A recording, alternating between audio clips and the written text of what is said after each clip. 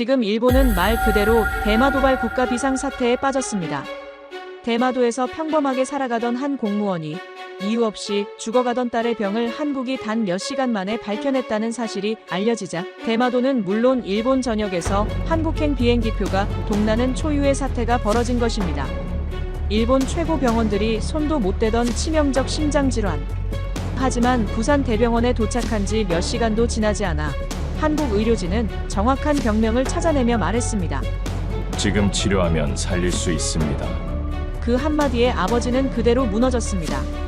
일본이 아니, 내가 내 딸의 병을 키워버렸구나. 자책과 절망 속에서 그는 결국 결단을 내립니다. 일본의 명령도 공무원 신분도 체면도 모두 버리고 딸을 살리기 위한 한국행을 선택한 것이죠. 현재 일본은 그를 반역자라 부르며 발칵 뒤집혔지만 그는 오직 딸의 목숨만을 생각한 누구보다 뜨거운 아버지였습니다. 과연 한국은 모든 것을 잃고 단 하나의 생명을 지키려 찾아온 이 대마도 공무원을 어떻게 맞이하게 될까요? 지금부터 충격적인 사연을 시작합니다. 그 전에 구독과 좋아요를 눌러주시면 이 영상이 일본의 일파만파 퍼져 과거 일본의 만행까지 알려지게 됩니다.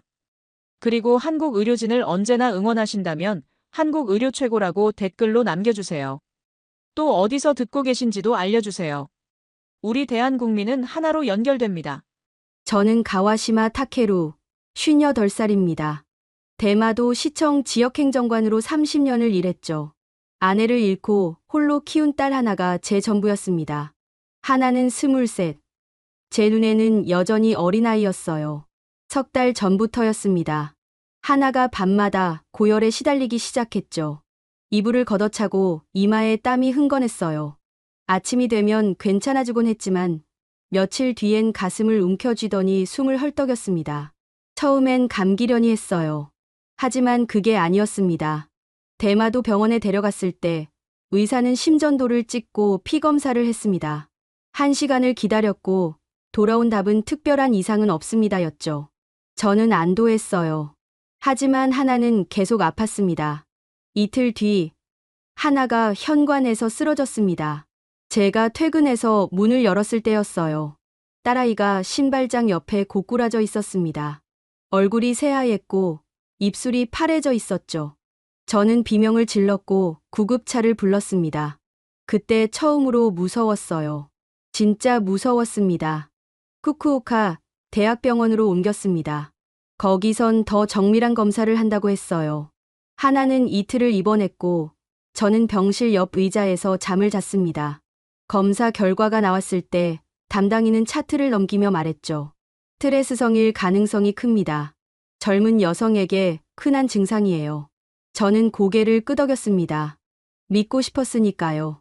하지만 가슴 한구석이 무거웠어요. 뭔가 놓치고 있다는 느낌이 들었습니다.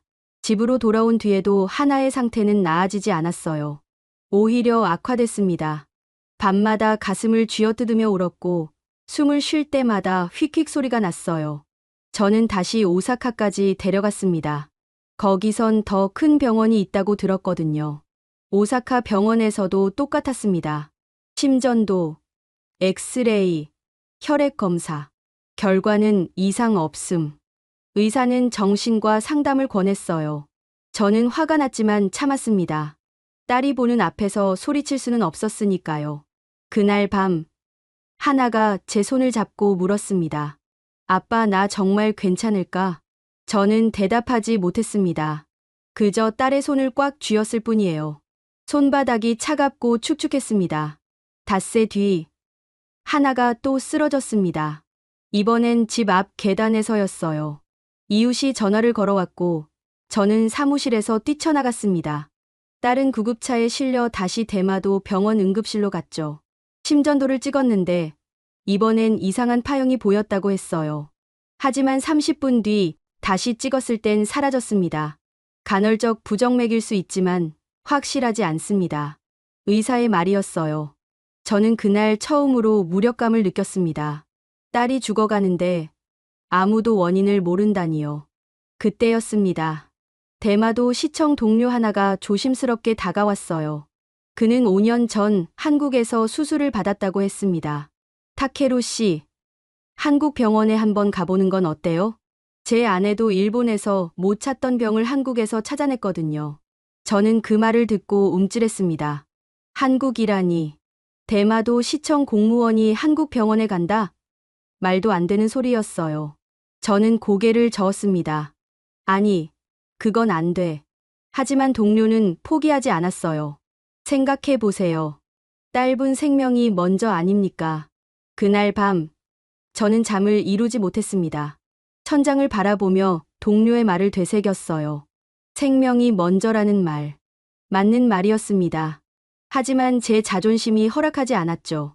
일본 공무원이, 그것도 대마도에서 일하는 제가 한국에 가서 도움을 구한다. 생각만 해도 치욕스러웠어요. 이틀 뒤, 하나가 새벽에 깨어나 비명을 질렀습니다. 숨이 막힌다고 했어요. 얼굴이 시퍼렇게 질려 있었고 입술이 보라색으로 변했습니다. 저는 딸을 안고 소리쳤어요. 하나야, 하나야. 그때 하나의 눈이 위로 뒤집혔습니다. 숨이 멎었어요. 저는 심폐소생술을 했고 구급차가 왔습니다. 응급실에서 딸은 가까스로 숨을 되찾았죠. 의사는 말했습니다. 다음엔 모릅니다. 그날 저는 결심했습니다. 자존심 같은 건 아무 의미가 없었어요. 딸이 죽으면 그게 무슨 소용입니까? 저는 부산행 배표를 끊었습니다. 사흘 뒤 저와 하나는 부산으로 향하는 배 안에 있었습니다. 하나는 휠체어에 앉아 있었고 저는 그 옆에 서서 바다를 바라봤어요. 파도가 철썩거렸고 갈매기가 울었습니다. 저는 처음으로 기도했어요. 신이 있다면 제발 딸을 살려달라고요. 부산항에 도착했을 때 하나는 다시 숨을 헐떡였습니다. 저는 서둘러 택시를 잡았고 부산대학교 병원 응급실로 달려갔어요. 응급실 문을 열고 들어갔을 때 간호사가 달려왔습니다. 어떻게 오셨어요? 저는 더듬거리며 말했습니다. 딸이 숨을 못 쉬어요. 하나는 곧바로 응급처치실로 옮겨졌습니다. 의사들이 모여들었고 심전도 기계가 삐삐 소리를 냈어요. 저는 밖에서 유리문 너머로 지켜봤습니다. 다리가 후들거렸고 눈물이 흘렀어요. 1시간 뒤 의사가 나왔습니다. 그는 차분하게 말했어요. 지금 심장 초음파와 MRI 검사를 준비하고 있습니다. 일단 안정시켰으니 너무 걱정 마세요. 저는 고개를 끄덕였습니다. 그리고 그날 밤 검사 결과가 나왔어요. 의사는 모니터를 가리키며 설명했습니다. 급성 심근염입니다.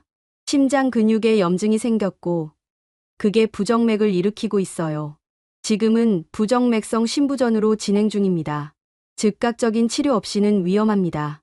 그 말을 듣는 순간 제 머리가 하얘졌습니다. 심근염. 일본에서 3달 동안 못 찾던 병이었어요. 저는 그 자리에서 주저앉았습니다. 눈물이 왈칵 쏟아졌죠. 일본은 내 딸의 병조차 알아내지 못했구나. 하나는 병실에 누워 있었고 저는 딸의 손을 잡았습니다. 손이 따뜻했어요. 살아있었습니다. 저는 그날 한국에 온 것이 옳은 선택이었다고 확신했어요. 이 선택이 제 인생을 그리고 대마도의 미래까지 바꿀 줄은 그때 몰랐습니다. 하나가 병실에서 깨어난 건 새벽 4시였습니다. 저는 옆 의자에서 졸고 있었어요. 딸의 가느다란 목소리가 들렸습니다. 아빠. 저는 벌떡 일어나 딸의 손을 잡았습니다. 하나의 얼굴은 창백했고 이마에 땀이 맺혀 있었어요. 하나야, 괜찮아? 딸은 고개를 저었습니다. 그리고 가슴을 움켜쥐었어요. 또 답답해 숨이. 저는 급히 간호사 호출 버튼을 눌렀습니다. 간호사가 달려왔고 모니터를 확인했어요. 심박수가 불규칙하게 뛰고 있었습니다. 간호사는 침착하게 말했죠. 의료진 부르겠습니다. 진정하세요. 하지만 하나는 진정할 수 없었어요. 딸은 제 손을 꽉 쥐며 울먹였습니다. 아빠, 나 죽어? 그 말을 듣는 순간 제 가슴이 찢어지는 것 같았습니다. 저는 딸의 손을 두 손으로 감싸며 말했어요. 아니야. 절대로 안 돼. 아빠가 절대로 죽게 하지 않을 거야. 목소리가 떨렸습니다. 눈물이 흘렀어요. 저는 울고 있었습니다. 58 평생 울지 않았던 제가 딸 앞에서 눈물을 흘렸습니다. 의사가 들어왔습니다. 젊은 의사였어요. 그는 하나의 상태를 확인하고 저를 복도로 불렀습니다. 복도는 조용했고 형광등 불빛이 차갑게 내려앉아 있었어요. 따님 상태가 예상보다 심각합니다. 의사는 차트를 펼치며 설명했습니다. 심근염이 악화되면서 부정맥이 불규칙하게 폭발하고 있어요. 언제든 치명적 부정맥이 올 수 있습니다. 전기생리 검사와 면역 치료를 즉시 시작해야 합니다. 저는 고개를 끄덕였습니다. 뭐든 하라고, 뭐든 해달라고 말하려 했어요. 하지만 그때 제 휴대전화가 울렸습니다. 대마도 시청이었습니다. 저는 전화를 받았어요. 총무과장의 목소리가 들렸습니다. 타케루 씨, 지금 어디 있습니까? 부산입니다. 딸이 아파서. 부산. 한국 말입니까? 목소리가 날카로워졌어요. 저는 말문이 막혔습니다. 예, 그렇습니다만. 즉시 돌아오십시오.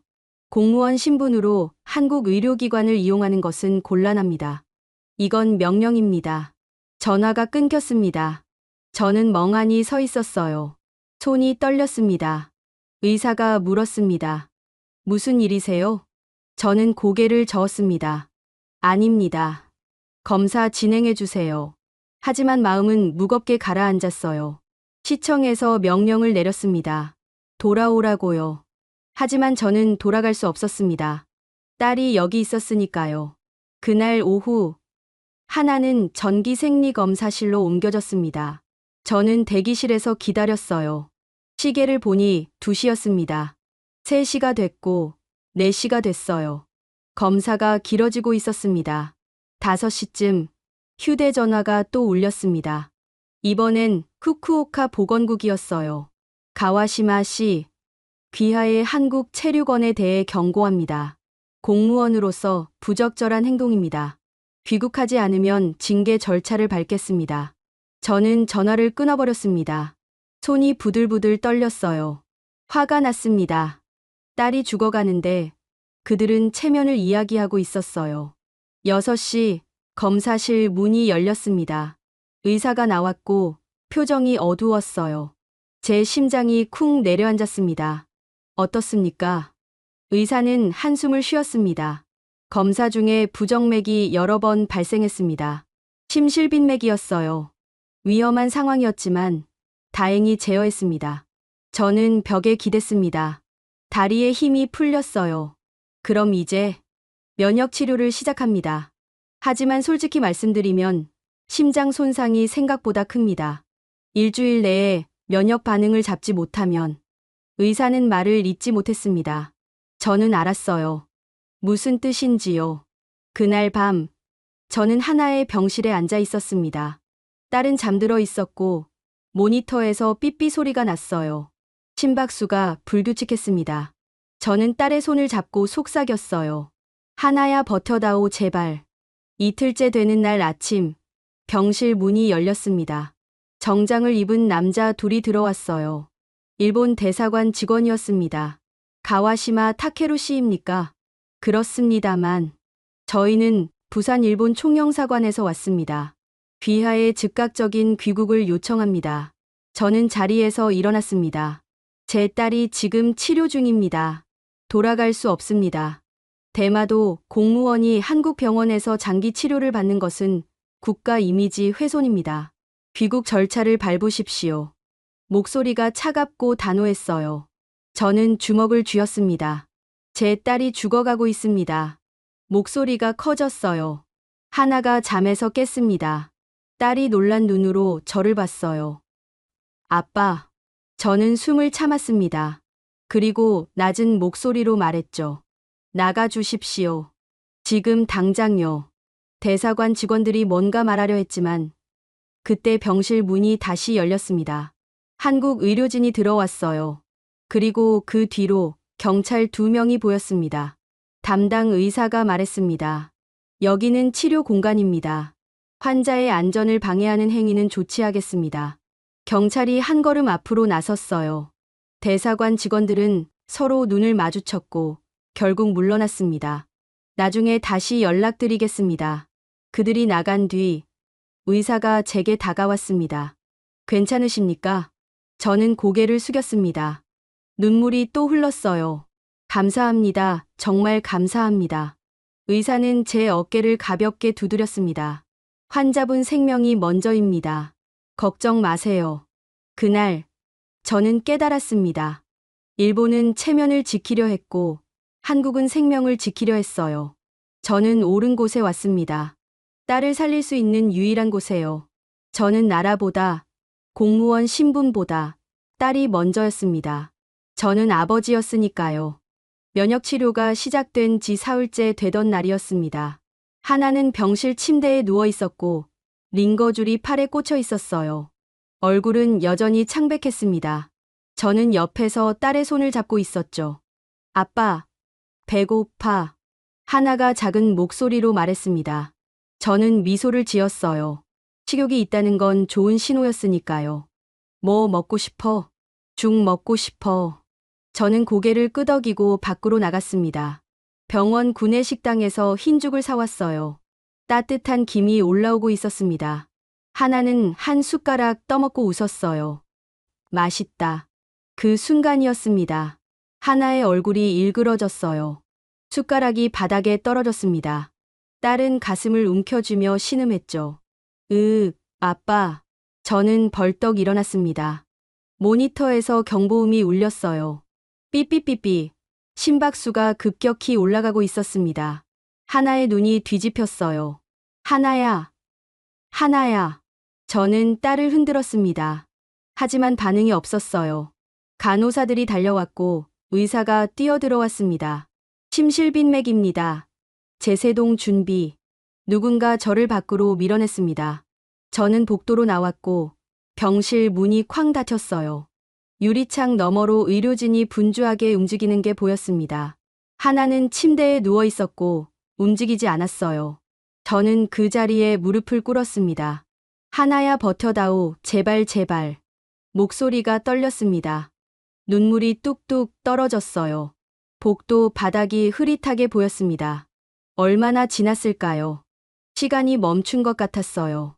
1분이 10분 같았고 10분이 1시간 같았습니다. 그러다 병실 문이 열렸어요. 의사가 나왔습니다. 얼굴에 땀이 흥건했어요.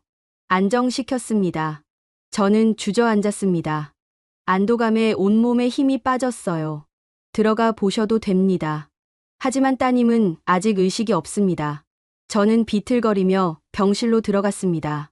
하나는 침대에 누워 있었고 산소 마스크를 쓰고 있었어요. 가슴이 천천히 오르락 내리락 했습니다. 살아 있었어요. 저는 딸 옆에 앉아 손을 잡았습니다.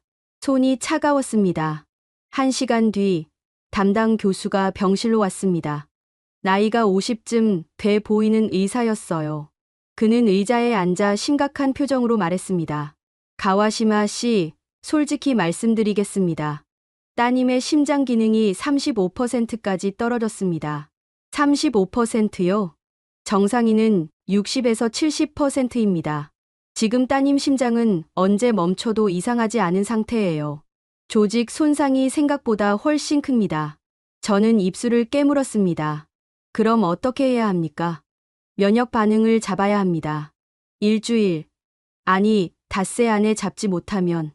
교수는 말을 끝맺지 못했습니다. 하지만 저는 알았어요.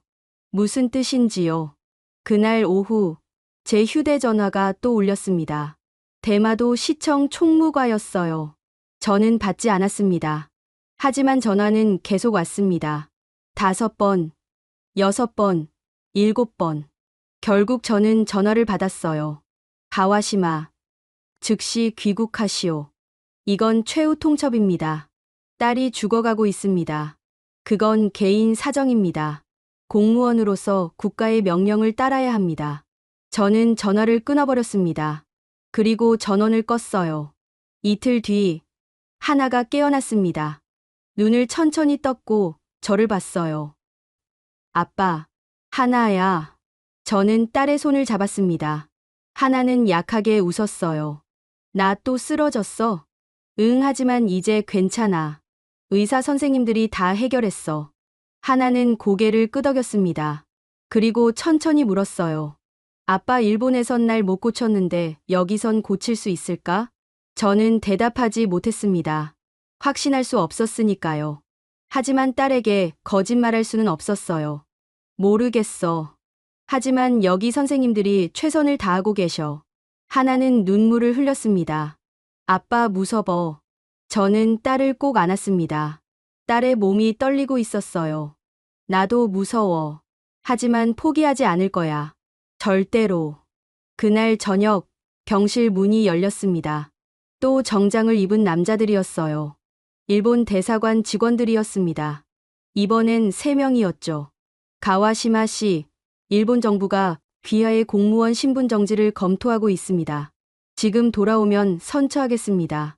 저는 그들을 바라봤습니다. 그리고 침착하게 말했어요. 돌아가십시오. 가와시마 씨. 이건 나가라고 했습니다. 목소리가 낮았지만 단호했어요. 그들은 서로 눈을 마주쳤고 결국 돌아갔습니다. 하나가 물었습니다. 아빠 저 사람들 누구야? 아무도 아니야. 신경 쓰지 마. 하지만 마음은 무겁게 가라앉았습니다. 일본 정부가 저를 압박하고 있었어요. 공무원 신분을 박탈하겠다고 위협했습니다. 그럼 저는 무엇이 될까요? 생계는 어떻게 하죠? 하지만 그런 건 중요하지 않았어요. 지금은 딸이 전부였습니다. 사흘째 되던 밤, 하나가 또 열이 났습니다. 체온이 39도까지 올라갔어요. 간호사들이 얼음찜질을 했지만 열은 내려가지 않았습니다. 하나는 이불을 걷어차며 신음했죠. 덥다, 너무 더워. 저는 딸의 이마를 닦아줬습니다.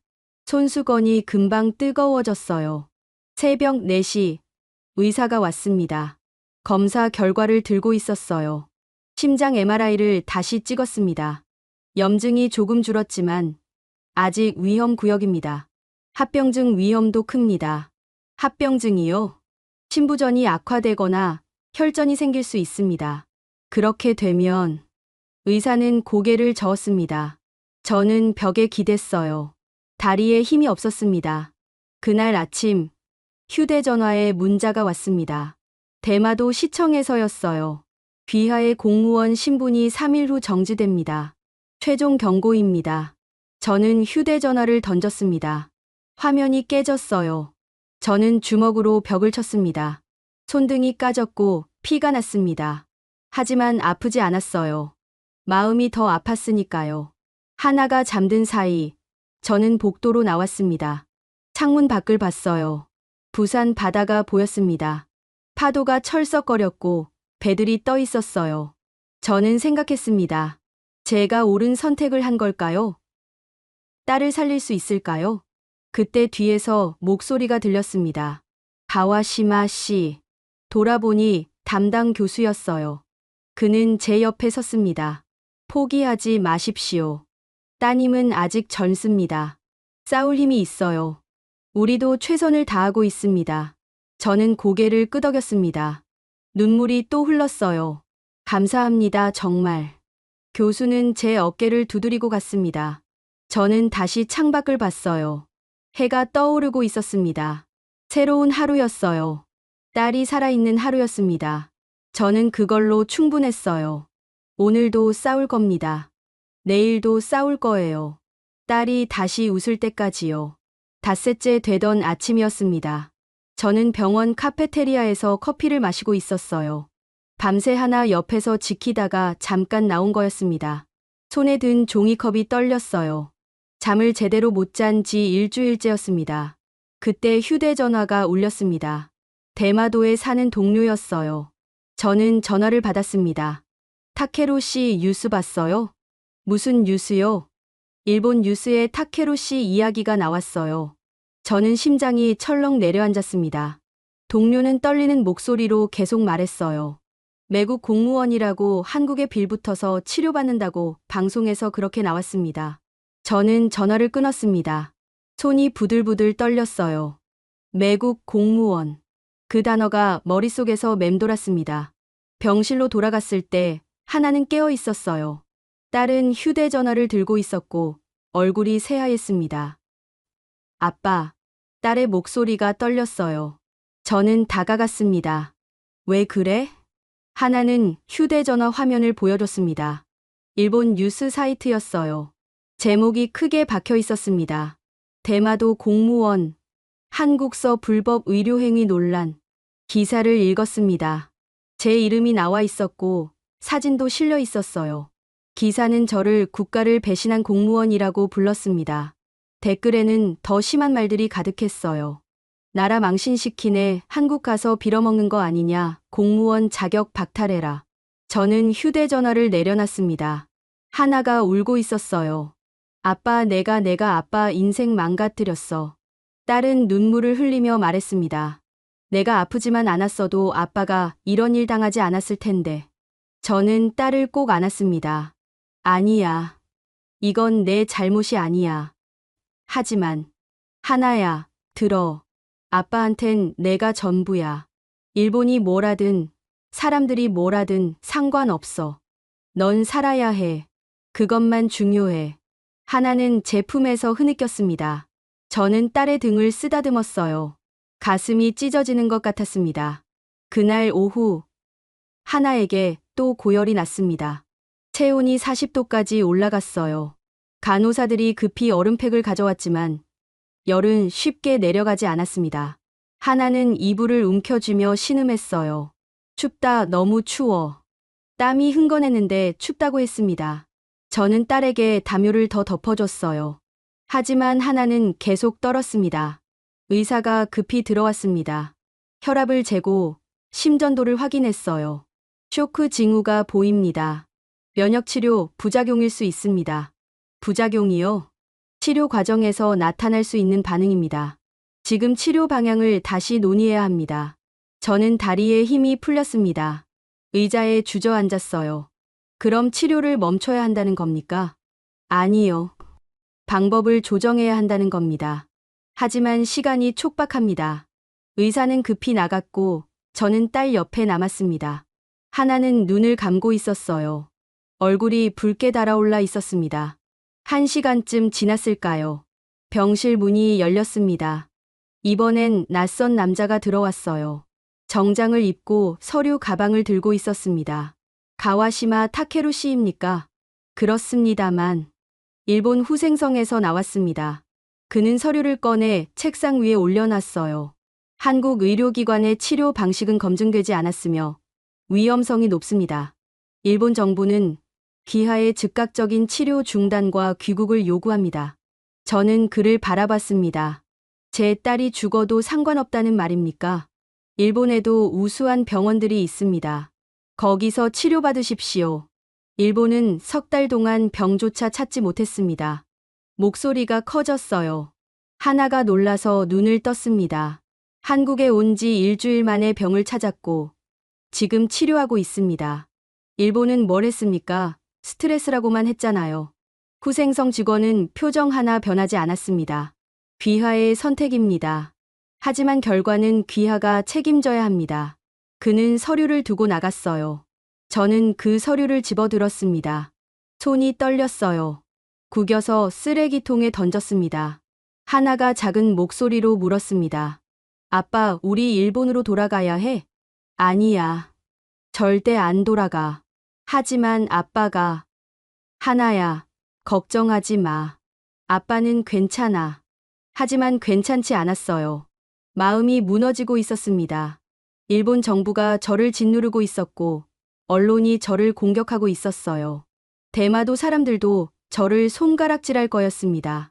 그날 저녁 담당 교수가 병실로 왔습니다.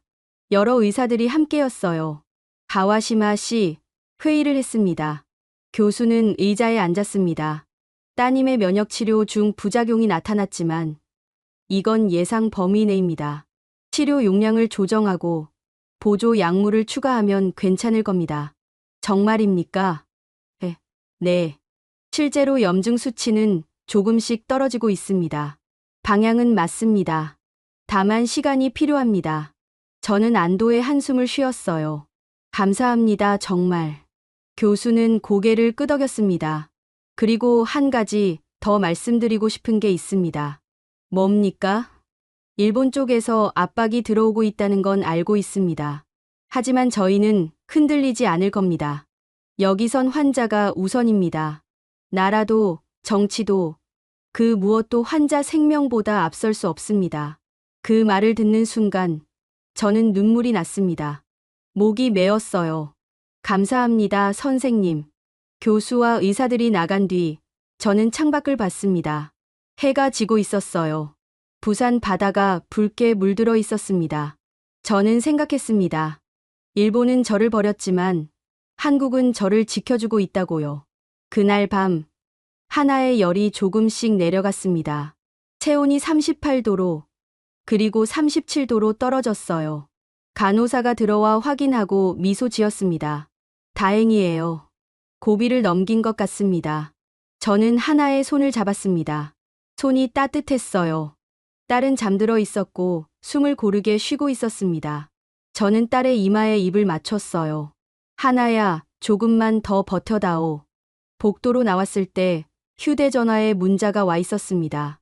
대마도 동료에게서였어요. 타케루 씨, 힘내세요.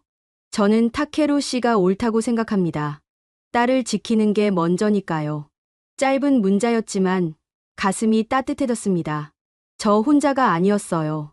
저를 이해해주는 사람이 있었습니다. 저는 자판기에서 캔커피를 뽑아 마셨습니다. 쓰고 뜨거웠어요. 하지만 정신이 들었습니다. 저는 다짐했어요. 일본이 뭐라 하든, 언론이 뭐라 하든 끝까지 버티겠다고요. 딸이 완전히 나을 때까지요. 창밖으로 부산 야경이 보였습니다. 불빛들이 반짝이고 있었어요. 저는 그 불빛을 바라보며 생각했습니다. 이곳이 제게 희망을 준 도시라고요. 딸에게 생명을 준 나라라고요. 일본은 저를 짓밟았지만 한국은 저를 일으켜 세웠습니다. 저는 그걸 절대 잊지 않을 거예요. 평생 잊지 않을 겁니다. 이틀이 지났습니다. 하나의 열은 내려갔지만 상태는 여전히 불안정했어요. 모니터 속 심박수는 불규칙하게 뛰었고 의사들은 매일 검사를 반복했습니다. 그날 새벽, 저는 하나의 신음소리에 잠에서 깼습니다. 아빠. 딸은 가슴을 움켜쥐고 있었어요. 얼굴이 일그러져 있었습니다. 하나야. 어디가 아파? 가슴 찢어지는 것 같아. 저는 급히 간호사 호출 버튼을 눌렀습니다. 간호사가 달려왔고 의사를 불렀어요. 당직 의사가 들어와 하나를 살폈습니다. 진통제를 추가하겠습니다. 잠시만 참으세요. 하지만 하나는 계속 신음했습니다. 땀이 얼굴을 적셨고 손톱으로 이불을 움켜쥐었어요. 저는 딸의 손을 잡았습니다. 손이 얼음처럼 차가웠습니다.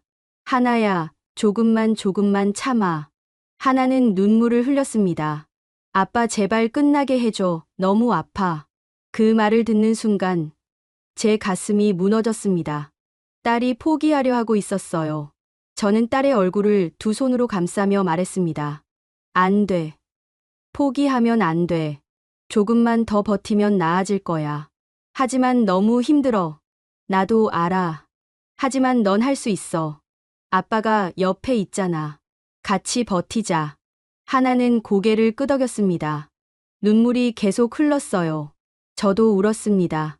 함께 울었습니다. 해가 뜨고 담당 교수가 병실로 왔습니다. 표정이 어두웠어요. 가와시마 씨, 잠깐 밖으로 나오시죠. 저는 따라 나갔습니다. 복도에서 교수는 태블릿을 꺼내 보여줬어요. 심장 MRI 영상이었습니다. 어젯밤 찍은 겁니다. 염증이 다시 증가했습니다. 뭐라고요? 면역치료에 반응하고 있었는데 갑자기 악화됐어요.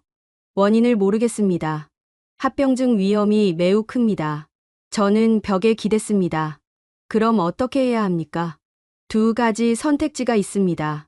첫째는 지금 치료를 유지하며 지켜보는 겁니다. 둘째는 고위험 시술을 하는 거예요. 고위험 시술이요? 심장 조직 검사와 동시에 염증 부위를 직접 치료하는 겁니다. 하지만 위험합니다. 시술 중 심정지가 올 수도 있어요. 저는 숨이 막혔습니다. 어느 쪽이 더 나을까요? 교수는 한숨을 쉬었습니다. 솔직히 말씀드리면 지금 상태로는 둘 다 위험합니다. 결정은 보호자분께서 하셔야 합니다. 저는 아무 말도 할 수 없었어요. 머리가 하얘졌습니다. 그날 오후 제 휴대전화로 전화가 왔습니다. 대마도 시청 인사과장이었어요. 가와시마 씨, 최종 통보합니다. 귀하의 공무원 신분이 오늘자로 정지됩니다. 알겠습니다. 그리고 한 가지 더. 귀하의 퇴직금과 연금도 동결됩니다. 뭐라고요? 국가 명령을 거부한 대가입니다. 항의하셔도 소용없습니다. 전화가 끊겼습니다. 저는 휴대전화를 내려다봤어요. 손이 떨렸습니다. 공무원 신분이 정지됐습니다. 퇴직금도 없고 연금도 없어요. 제게 남은 건 아무것도 없었습니다. 화장실로 들어갔습니다. 거울 속 제 얼굴을 봤어요. 수염이 덥수룩했고 눈이 충혈돼 있었습니다. 58평생 성실하게 산 남자가 하루아침에 이렇게 무너졌습니다. 저는 세면대에 물을 틀었습니다. 찬물로 얼굴을 씻었어요. 물이 차갑고 시원했습니다. 정신을 차려야 했어요. 딸을 위해서요. 병실로 돌아왔을 때 하나는 자고 있었습니다. 저는 딸 옆에 앉아 손을 잡았어요. 딸의 얼굴을 바라봤습니다. 아내를 닮은 얼굴이었어요. 아내가 세상을 떠난 뒤 저는 이 아이 하나만 보고 살았습니다. 이 아이가 제 전부였어요. 저녁 때 휴대전화에 문자가 왔습니다. 일본 커뮤니티 사이트 링크였어요. 누군가 익명으로 보낸 거였습니다. 링크를 눌렀습니다. 대마도 팔아먹으려는 매국 공무원. 제목이었습니다. 글에는 제 사진과 이름이 나와 있었고 악의적인 추측들이 가득했어요. 한국에서 돈 받고 대마도 넘기려는 거 아니냐. 저런 인간이 공무원이었다니 역겹다. 딸 핑계대고 한국에 빌붙은 거지. 댓글은 수백 개였습니다. 모두 저를 비난하고 있었어요. 저는 휴대전화를 던져버리고 싶었습니다. 하지만 참았어요. 화를 내봤자 아무것도 변하지 않았으니까요. 밤이 되었습니다. 하나가 깨어나 물을 달라고 했어요. 저는 물컵을 건넸고 딸은 천천히 마셨습니다. 아빠, 오늘 무슨 일 있었어? 아니, 아무 일도 없어. 거짓말. 아빠 표정 보면 알아. 저는 웃으려 했지만 웃을 수 없었습니다. 아빠 미안해. 왜 미안해? 내가 아빠 인생 다 망쳤잖아. 하나야. 저는 딸의 손을 꼭 잡았습니다. 넌 내 인생을 망친 게 아니야. 넌 내 인생 그 자체야. 알겠니? 하나는 눈물을 흘렸습니다. 저도 울었어요. 이틀 뒤 부산대학교 병원과 서울대학교 병원 교수진이 모였습니다. 하나의 케이스를 논의하기 위해서였어요. 저는 회의실 밖에서 기다렸습니다. 2시간이 지났습니다. 문이 열리고 교수들이 나왔어요. 담당 교수가 제게 다가왔습니다. 가와시마 씨. 네. 우리가 결론을 내렸습니다. 교수는 제 눈을 똑바로 봤어요. 이 아이는 구할 수 있습니다. 그 말을 듣는 순간 제 눈에서 눈물이 쏟아졌습니다. 주저앉았어요. 교수가 제 팔을 잡아줬습니다. 고위험 시술을 하겠습니다. 서울대 심장외과팀과 협력해서요. 위험하지만 이게 최선입니다. 저는 고개를 끄덕였습니다. 해주세요. 제발 딸을 살려주세요. 최선을 다하겠습니다. 그날 밤 저는 병실 창가에 서서 부산 야경을 봤습니다. 불빛들이 반짝였어요. 저는 생각했습니다. 일본은 저를 버렸지만 한국은 끝까지 싸워주고 있다고요. 이 나라가, 이 사람들이 제 딸을 살리려 애쓰고 있다고요. 저는 감사했습니다. 진심으로 감사했어요. 그 감사함이 가슴 가득 차올랐습니다. 시술 전날 밤이었습니다. 저는 하나의 병실에서 잠을 이룰 수 없었어요. 의자에 앉아 딸의 얼굴을 바라봤습니다. 하나는 잠들어 있었고 숨소리가 고르게 들렸어요. 내일이면 시술입니다. 고위험 시술. 심정지가 올 수도 있다고 했어요. 저는 손을 떨며 딸의 손을 잡았습니다. 하나야, 내일 꼭 이겨내야 해. 속삭였습니다. 딸은 듣지 못했어요. 저만 들을 수 있는 말이었습니다. 새벽 4시, 저는 복도로 나갔습니다. 자판기에서 커피를 뽑아 마셨어요. 쓰고 뜨거웠습니다. 정신이 조금 들었어요. 복도 끝 창문으로 가서 밖을 봤습니다. 어둠 속에 부산 불빛들이 반짝이고 있었어요. 저 멀리 바다가 보였습니다. 검은 바다였어요. 잠 못 이루시나 봐요. 뒤에서 목소리가 들렸습니다. 돌아보니 담당 교수였어요. 그도 커피를 들고 있었습니다. 네, 걱정이 돼서요. 교수가 제 옆에 섰습니다. 당연히 걱정되시겠죠. 하지만 우리 팀을 믿으세요. 서울대에서 최고의 심장외과 전문의가 내려옵니다. 마취과 심장내과, 중환자의학과 모두 준비됐어요. 감사합니다. 가와시마 씨. 교수가 저를 봤습니다. 따님은 강합니다. 지금까지 버텨온 것만 봐도 알 수 있어요. 내일도 이겨낼 겁니다. 저는 고개를 끄덕였습니다. 눈물이 또 났어요. 요즘 자주 우는 것 같습니다. 아침 6시 간호사들이 병실로 왔습니다. 하나를 시술 준비시켰어요. 금식 확인하고 링거를 교체하고 동의서를 받았습니다. 저는 서류에 서명했어요. 손이 떨려서 글씨가 흐트러졌습니다. 하나가 물었습니다. 아빠, 나 괜찮을까? 당연하지. 선생님들이 최고시잖아. 무섭지만 믿을게. 딸이 웃으려 했지만 눈에 두려움이 가득했어요. 저는 딸의 머리를 쓰다듬었습니다. 하나야, 곧 끝날 거야. 그럼 우리 맛있는 거 먹으러 가자. 응, 아빠가 좋아하는 초밥. 그래, 초밥 먹으러 가자. 8시 수술실로 이동했습니다. 침대가 복도를 지나갔고 저는 옆에서 걸었어요. 손을 놓지 않았습니다. 수술실 앞에 도착했습니다. 문이 열렸고 의료진이 대기하고 있었어요. 저는 여기서 멈춰야 했습니다. 아빠, 하나가 저를 봤습니다. 다녀올게. 그래, 잘 다녀와. 저는 딸의 이마에 입을 맞췄습니다. 사랑해. 하나야. 나도 사랑해. 아빠. 침대가 안으로 들어갔습니다. 문이 닫혔어요. 저는 그 자리에 서서 문을 바라봤습니다. 다리에 힘이 없었어요. 무릎이 꺾였고 복도 바닥에 주저앉았습니다. 하나야, 제발 제발. 시간이 흘렀습니다. 1시간, 2시간. 저는 수술실 밖 의자에 앉아 있었어요. 시계를 봤습니다. 10시, 11시. 정오. 그때 수술실 불이 켜졌습니다. 빨간 불이었어요. 응급 상황을 알리는 불이었습니다. 저는 벌떡 일어났습니다. 무슨 일입니까? 간호사가 달려왔습니다. 진정하세요. 지금 처치 중입니다. 제 딸이 어떻게 됐습니까? 의사 선생님들이 최선을 다하고 계십니다. 저는 수술실 문 앞으로 갔습니다. 문을 두드렸어요. 하나야. 하나야. 간호사들이 저를 말렸습니다. 가와시마 씨. 방해하시면 안 됩니다. 저는 무릎을 꿇었습니다. 문 앞에서요. 제발 제발 딸을 살려주세요. 목이 쉬도록 울었습니다. 복도가 흐려졌어요. 얼마나 지났을까요? 문이 열렸습니다. 의사가 나왔어요. 수술복이 땀에 젖어 있었습니다. 저는 달려갔습니다. 제 딸이요. 의사는 마스크를 벗었습니다. 젊은 의사였어요. 서울대에서 온 심장외과 전문의였습니다. 시술 중 심실세동이 발생했습니다. 심실세동이요? 치명적 부정맥입니다. 즉시 재세동했고 지금은 안정됐습니다. 저는 그 자리에 주저앉았습니다. 그럼 살았습니까? 네.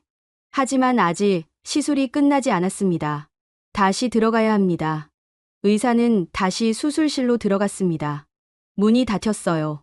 저는 바닥에 앉아 있었습니다. 온몸이 떨렸어요. 땀이 등을 타고 흘렀습니다.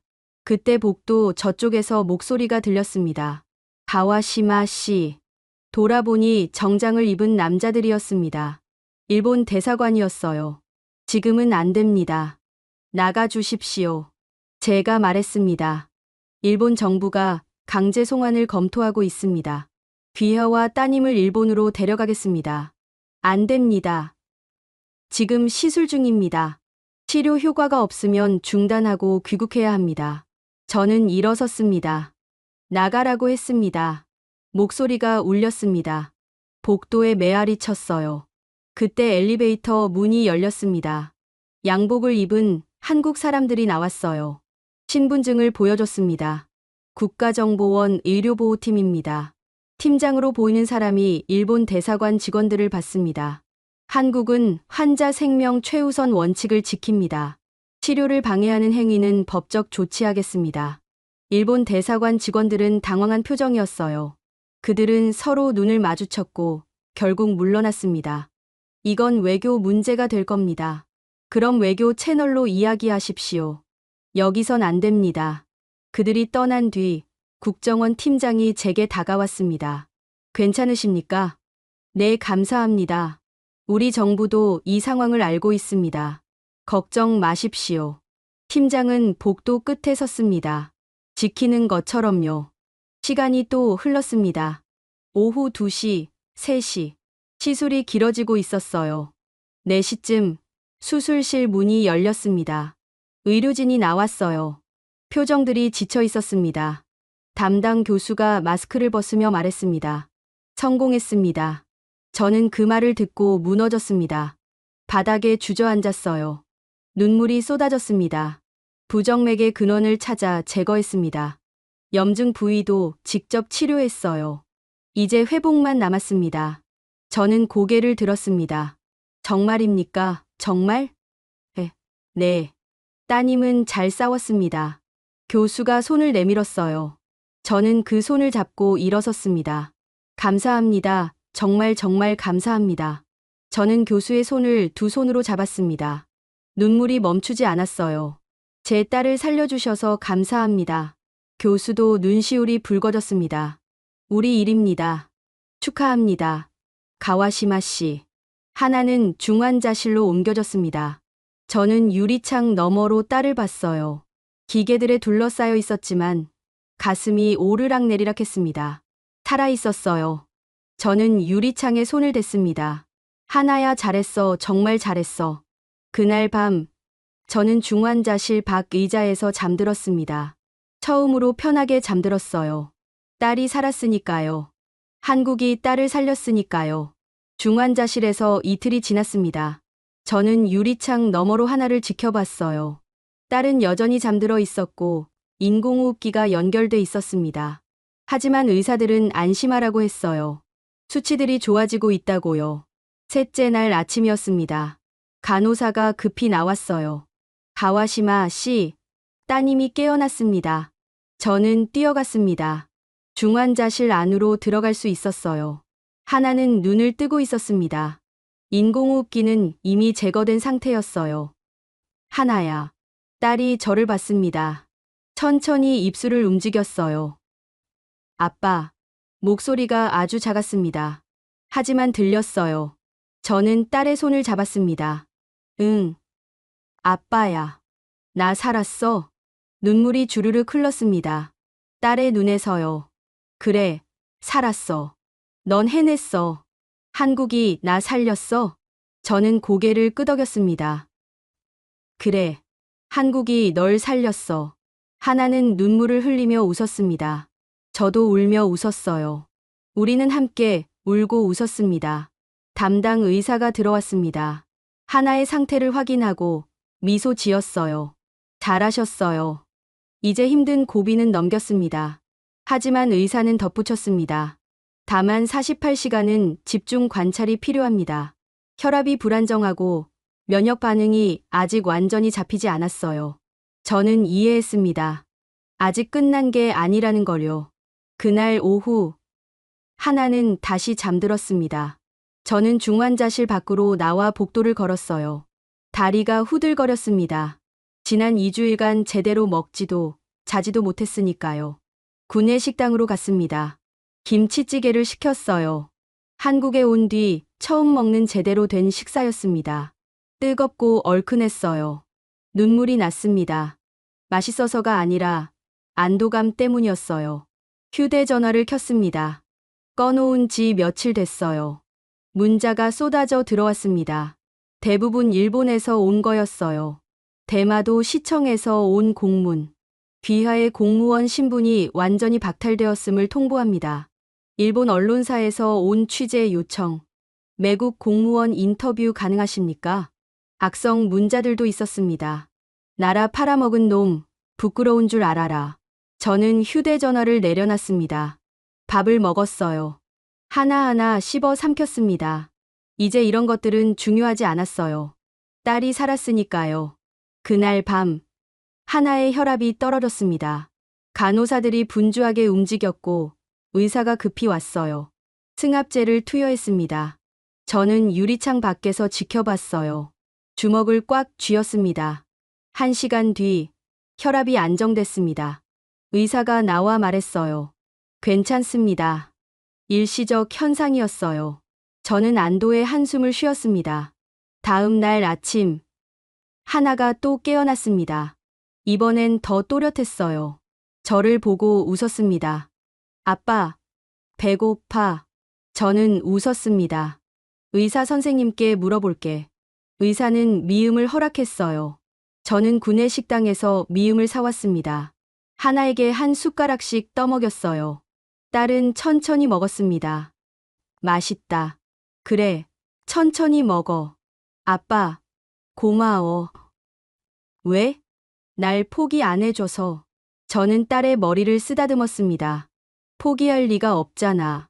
넌 내 딸인데. 하나는 또 눈물을 흘렸어요. 요즘 둘 다 자주 우는 것 같습니다. 이틀이 더 지났습니다. 하나의 상태는 계속 좋아졌어요. 혈압이 안정됐고 면역 수치도 정상으로 돌아왔습니다. 담당 교수가 말했어요. 완전히 성공했습니다. 저는 그 말을 듣고 주저앉았습니다. 복도 의자에 앉아 고개를 떨어뜨렸어요. 눈물이 뚝뚝 떨어졌습니다. 정말 감사합니다, 정말. 교수가 제 어깨를 두드렸습니다. 이제 일반 병실로 옮기겠습니다. 재활 치료를 시작할 거예요. 그날 오후, 하나는 일반 병실로 옮겨졌습니다. 창문이 있는 병실이었어요. 부산 바다가 보였습니다. 하나는 창밖을 보며 말했어요. 예쁘다. 그래, 예쁘지? 아빠, 나 여기 좋아. 그래? 응. 여기 사람들 다들 친절해. 그리고 하나가 저를 봤습니다. 여기가 날 살렸잖아. 저는 고개를 끄덕였습니다. 다음 날, 일본 대사관 직원이 또 왔습니다.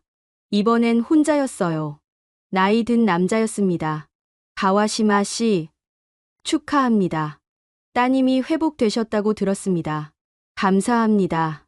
그렇다면 이제 귀국 일정을 잡아야겠습니다. 저는 그를 바라봤습니다. 귀국하지 않겠습니다. 뭐라고요? 저는 한국에 남겠습니다. 딸의 재활 치료가 끝날 때까지요. 하지만 귀하는 이미 공무원 신분이 박탈됐습니다. 일본에서 어떻게 살 겁니까? 모르겠습니다. 하지만 한국에 남겠습니다. 대사관 직원은 한숨을 쉬었습니다. 가와시마 씨, 일본으로 돌아오십시오. 여기 있어봤자 미래가 없습니다. 일본은 제 딸을 포기했습니다. 한국은 끝까지 싸워줬어요. 저는 그걸 잊지 않을 겁니다. 저는 단호하게 말했습니다. 대사관 직원은 더 이상 말하지 않고 떠났어요. 그날 저녁, 하나와 함께 저녁을 먹었습니다. 병원식이었지만 맛있었어요. 하나는 이제 혼자서도 먹을 수 있었습니다. 아빠. 응? 우리 정말 일본 안 가? 안 가. 적어도 내가 완전히 나을 때까진. 그 다음엔? 저는 잠시 생각했습니다. 모르겠어. 하지만 저는 창밖 부산 야경을 봤습니다. 한국이 우리 가족을 지켜줬어. 그건 평생 잊지 못할 거야. 하나는 고개를 끄덕였습니다. 나도 잊지 않을 거야. 그날 밤, 저는 병실 소파에서 잤습니다. 오랜만에 편하게 잤어요. 딸의 고른 숨소리를 들으며 잠들었습니다. 악몽도 없었어요. 처음으로 평화로웠습니다. 한 달이 지났습니다. 하나는 매일 재활치료를 받았어요. 걷기 운동을 하고 심장 기능 검사를 받았습니다.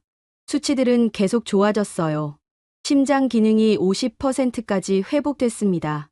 조금만 더 하면 60%까지 갈 수 있을 겁니다. 담당 교수가 말했어요. 저는 믿을 수 없었습니다. 35%에서 60%까지. 기적이었어요. 그날 오후 하나와 함께 병원 옥상 정원에 갔습니다. 딸은 휠체어를 밀고 천천히 걸을 수 있었어요. 날씨가 좋았습니다. 하늘이 파랗고 바람이 시원했어요. 아빠, 바다 좀 봐. 하나가 난간에 기대어 바다를 봤습니다. 부산 바다가 햇빛에 반짝이고 있었어요. 예쁘다. 그래, 정말 예쁘다. 아빠, 나 여기서 살고 싶어. 저는 딸을 봤습니다. 정말? 응. 일본 돌아가면 사람들 손가락질할 거잖아. 아빠도, 나도. 하나는 고개를 숙였습니다. 하지만 여기선 아무도 우릴 나쁘게 안 봐. 오히려 친절하게 대해줘. 저는 딸의 어깨를 안았습니다. 하나야, 내가 원하는 대로 하자. 아빠는 내가 있는 곳이 집이야. 하나는 제 품에 안겼습니다. 우리는 한참 그렇게 서 있었어요. 이틀 뒤 병실로 찾아온 사람이 있었습니다. 대마도 동료였어요. 배를 타고 부산까지 온 거였습니다. 타케루 씨, 그는 제 손을 잡았습니다. 따님이 살아나셔서 정말 다행입니다. 고맙네. 타케루 씨, 대마도 사람들 중엔 타케루 씨를 응원하는 사람들도 많아요. 다들 조용히 있지만요. 그는 봉투를 꺼냈습니다. 이건 동료들이 모은 돈입니다. 많진 않지만 저는 고개를 저었습니다. 받을 수 없네. 받으세요. 우린 타케루 씨가 옳다고 생각해요. 딸을 지키는 게 먼저니까요. 저는 봉투를 받았습니다. 눈물이 났어요. 고맙네, 정말. 동료는 하나에게도 인사했습니다. 하나 양, 건강하게 자라세요. 감사합니다. 동료가 떠난 뒤 저는 창밖을 봤습니다. 대마도가 저쪽 어딘가에 있었어요. 바다 건너편에요. 하지만 이제 그곳은 멀게 느껴졌습니다. 일주일 뒤 담당 교수가 최종 검사 결과를 들고 왔습니다. 축하합니다. 모든 수치가 정상입니다. 심장 기능도 60%까지 회복됐어요. 저는 그 말을 듣고 눈물을 흘렸습니다. 또 울었어요. 요즘 정말 자주 웁니다. 퇴원하셔도 됩니다. 다만 한 달에 한 번씩 외래 진료는 받으셔야 해요. 알겠습니다. 감사합니다. 정말 감사합니다. 저는 교수에게 깊이 허리를 숙였습니다. 90도로 숙였어요. 교수는 제 팔을 잡아 일으켰습니다. 가와시마 씨, 고개 드세요. 따님이 스스로 이겨낸 겁니다. 아니에요. 선생님들이 살려주신 겁니다. 일본은 포기했지만 한국은 끝까지 싸워주셨어요. 교수는 미소 지었습니다. 환자를 살리는 게 우리 일입니다. 당연한 거예요. 퇴원 날이었습니다. 하나는 새 옷을 입었어요. 얼굴에 혈색이 돌았고 걸음걸이도 안정적이었습니다. 2달 전과는 완전히 다른 모습이었어요. 병원 현관에서 의료진이 배웅해줬습니다. 간호사들, 의사들, 교수들 모두 손을 흔들어줬어요. 건강하세요. 또 오세요. 저는 그들에게 허리를 숙였습니다. 하나도 함께 숙였어요. 우리는 한참 그렇게 인사했습니다. 택시를 타고 부산 시내로 갔습니다. 저는 작은 원룸을 구했어요. 바다가 보이는 곳이었습니다. 봉투 속 돈과 제 저축으로 몇 달은 버틸 수 있었어요. 그날 저녁, 하나와 함께 치킨을 시켜 먹었습니다. 병원에서 나온 후 첫 외식이었어요. 하나는 치킨을 한 입 베어 물고 웃었습니다. 맛있다. 천천히 먹어. 체하면 안 돼. 응. 저도 치킨을 먹었어요. 맛있었습니다. 단순한 음식이었지만 이렇게 행복할 수가 없었어요. 식사 후 저는 노트북을 켰습니다. 오랜만이었어요. 일본 뉴스 사이트를 열었습니다. 여전히 저에 대한 기사가 올라오고 있었어요. 대마도 매국 공무원, 한국 눌러앉아. 댓글들도 악의적이었습니다. 하지만 이제 마음이 아프지 않았어요. 저는 옳은 선택을 했으니까요. 뉴스를 끄고 이메일을 열었습니다. 대마도 시청에서 온 최종 통보서가 있었어요. 귀하의 공무원 신분이 완전히 박탈되었으며 모든 복지 혜택이 중단됩니다. 저는 이메일을 삭제했습니다. 더 이상 중요하지 않았어요. 대신 새 이메일을 하나 작성했습니다. 대마도 지역 신문사 앞으로였습니다. 제 이야기를 쓰기 시작했어요. 저는 가와시마 타케루입니다. 대마도 시청 공무원이었습니다. 제 딸 하나가 심근염으로 죽어가고 있었습니다. 일본 병원 3곳을 다녔지만 아무도 병을 찾지 못했습니다. 스트레스라고만 했어요. 저는 마지막 희망으로 한국에 왔습니다. 부산대학교 병원은 일주일 만에 병을 찾았고 한 달 만에 딸을 살렸습니다. 일본 정부는 저를 매국자라고 불렀습니다. 공무원 신분을 박탈했어요. 언론은 저를 손가락질했습니다. 하지만 저는 후회하지 않습니다. 일본은 체면 때문에 제 딸을 포기했습니다. 한국은 국적도 국경도 따지지 않고 딸을 살렸어요. 저는 깨달았습니다. 진짜 선진국은 기술만이 아니라 생명을 대하는 태도에 있다는 거요. 대마도 주민 여러분께 말씀드립니다. 우리는 일본과 한국 사이에 있습니다. 지리적으로도 정치적으로도요. 하지만 언젠가 선택해야 할 날이 올 겁니다. 체면을 택할 것인가, 생명을 택할 것인가. 저는 이미 선택했습니다. 그리고 이렇게 말하고 싶습니다. 대마도가 한국 땅으로 귀속되는 것이 오히려 대마도 주민들의 생명을 지켜줄 길이라고요. 저는 이메일을 보냈습니다. 손이 떨렸어요. 하지만 후회는 없었습니다. 하나가 옆에 와서 앉았습니다. 아빠, 뭐 해? 그냥 편지 하나 보냈어. 누구한테? 대마도 사람들한테. 하나는 고개를 끄덕였습니다. 아빠. 응? 나 한국 좋아. 저는 딸을 안았습니다. 나도 좋아. 여기가 우릴 지켜줬으니까. 창밖으로 부산 야경이 보였습니다. 불빛들이 반짝이고 있었어요. 저 멀리 바다도 보였습니다. 어둠 속에서 파도가 철썩거렸을 거예요. 저는 생각했습니다. 일본은 국가의 체면을 지키려 했고, 한국은 한 사람의 생명을 지키려 했다고요. 일본은 공무원 신분을 따졌고, 한국은 아버지의 심정을 이해했다고요. 일본은 저를 버렸고, 한국은 저를 받아줬다고요. 저는 이제 확신합니다. 일본은 앞으로 절대 한국을 건드릴 수 없을 거라고요.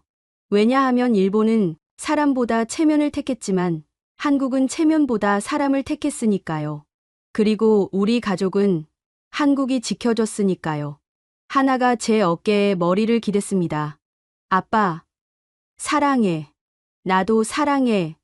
하나야. 우리는 창밖을 바라봤습니다. 부산의 밤이 깊어가고 있었어요. 하지만 저희 마음은 따뜻했습니다. 살아있었으니까요. 함께 있었으니까요. 저는 딸의 머리를 쓰다듬으며 속삭였습니다. 이제 괜찮아. 우린 살아남았어. 그리고 우릴 지켜준 이 나라를, 이 사람들을 절대 잊지 않을 거야. 부산의 밤은 깊어갔고 우리는 새로운 시작을 맞이하고 있었습니다.